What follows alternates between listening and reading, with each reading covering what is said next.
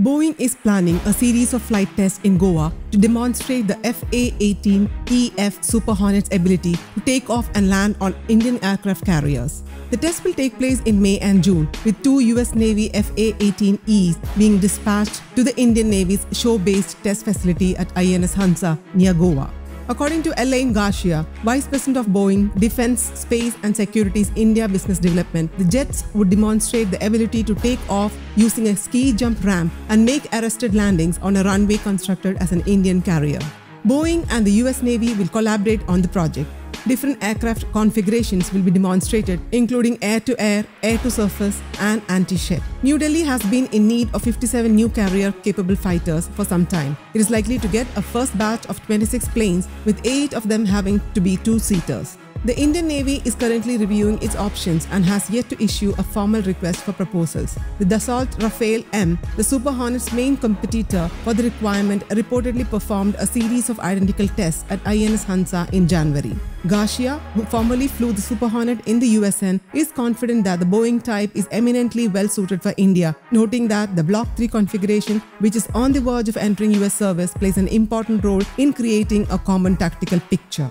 He lists several attributes of the Block 3 Super Hornet, such as its active electronically scanned array radar, large area displays, ability to communicate with other platforms, and open system architecture. He feels the type will integrate well with other US equipment in service with the Indian Navy, such as the Lockheed Martin Sikorsky MH-60R anti-submarine warfare helicopter and Boeing P-81 Neptune, the Indian variant of the 737-derived P-8A.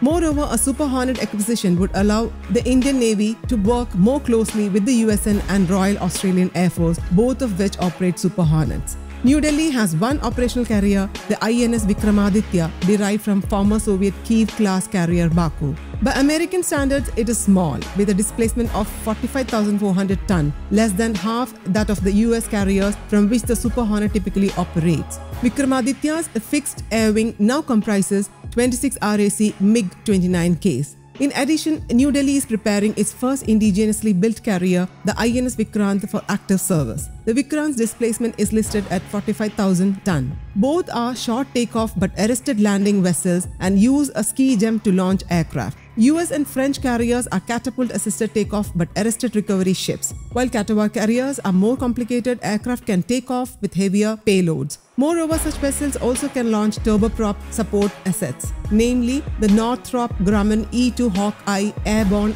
early warning and control aircraft. Longer term, India could also develop a catawba vessel using an electromagnetic launch system similar to that being pioneered aboard the USS Gerald R. Ford. Irrespective of the major differences between US and Indian carriers, Garcia feels the Super Hornet will perform well in Goa. He notes that the type has already undergone ski jump tests at NAS Patuxent River in Maryland. In Goa, the Super Hornet will even demonstrate the ability to take off with two Boeing AGM-84 anti-ship missiles, although the Indian requirement only calls for the carriage of one anti-ship missile. Garcia declines to detail the payload penalty that using a ski jump versus a catapult will impose on the Super Hornet, but says the fighter has the payload capability while operating off a ski jump to meet all requirements. As for recovering aboard an Indian carrier, Garcia says the Super Hornet's precision landing mode allows for extremely precise shipboard landings. They'll really be able to see how accurate the Super Hornet is in its ability to land on any given flight deck area, he says. We are so confident that we actually told the Indian Navy we are more than happy if they have an aircraft carrier parked off the coast of Goa to go fly out there and demonstrate it on the aircraft carrier itself. The Indian Navy has yet to take Boeing up on this proposal, so the Super Hornets will undergo the test on land at INS Hansa.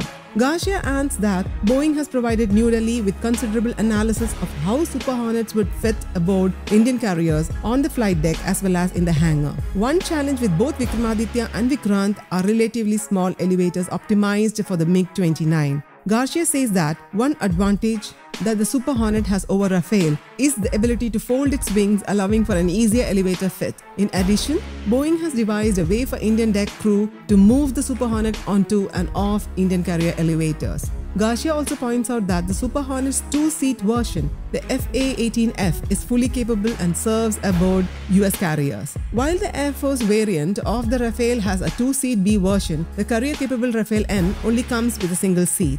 While the test work at Goa suggests that there is some traction towards an acquisition decision, New Delhi's patchy record with fighter acquisitions could suggest that a final decision is some years away, if ever. Underlining this, New Delhi has yet to issue an RFP for the naval fighter acquisition, although a 59-page request for information first emerged over 5 years ago, in early 2017. Nonetheless, New Delhi's long-term ambition to boost its aircraft carrier capability is clear. The upcoming Super Hornets tests in Goa and what the Indian Navy takes away from them will mark an important step towards the achievement of this vision.